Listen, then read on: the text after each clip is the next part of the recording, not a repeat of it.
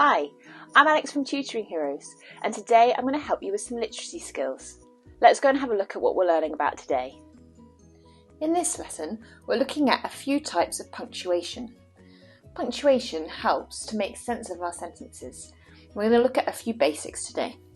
So our checklist says, our basics are capital letters, full stops, and exclamation and question marks. We're then going to look at some commas. Commas are used to separate parts of a sentence or to write a list. And lastly, we're just going to look at brackets. And brackets are used to add additional information. So, we're going to start with the basics. If we look here, we've got a picture of Mr. James, our teacher. It says, his teacher was called Mr. James. I put a capital letter at the beginning of the sentence. Every sentence needs a capital letter. Also, a name or a place needs a capital letter. So you'll look and see Mr. James. That's his name, so he has a capital letter for Mr.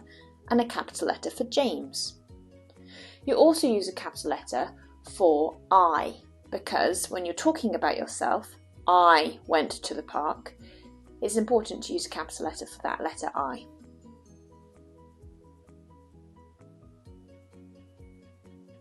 You can also use an exclamation mark. It shows us that the sentence is surprising, or there's some force that needs to be emphasised, or perhaps it's an exciting statement. It says, his teacher began to turn orange! Exclamation mark. You can also use questions. Was his teacher turning orange? And you need to use a question mark at the end of a question. So those are some of the basics for punctuation that we can use.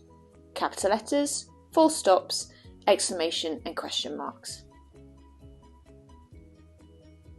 Next, we're going to look at commas. Commas are used to separate parts of a sentence or to write a list. So, it says, first, comma, I'm going to the shop.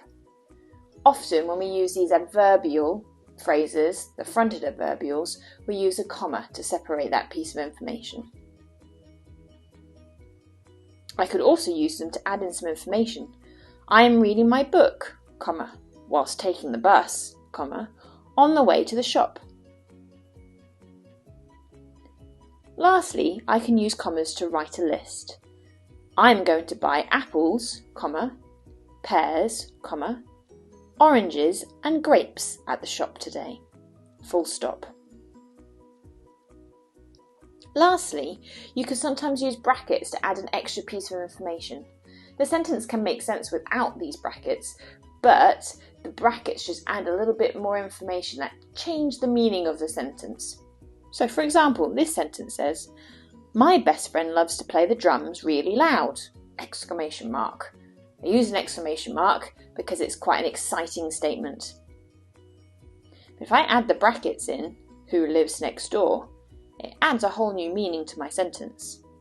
My best friend, who lives next door, loves to play the drums really loud.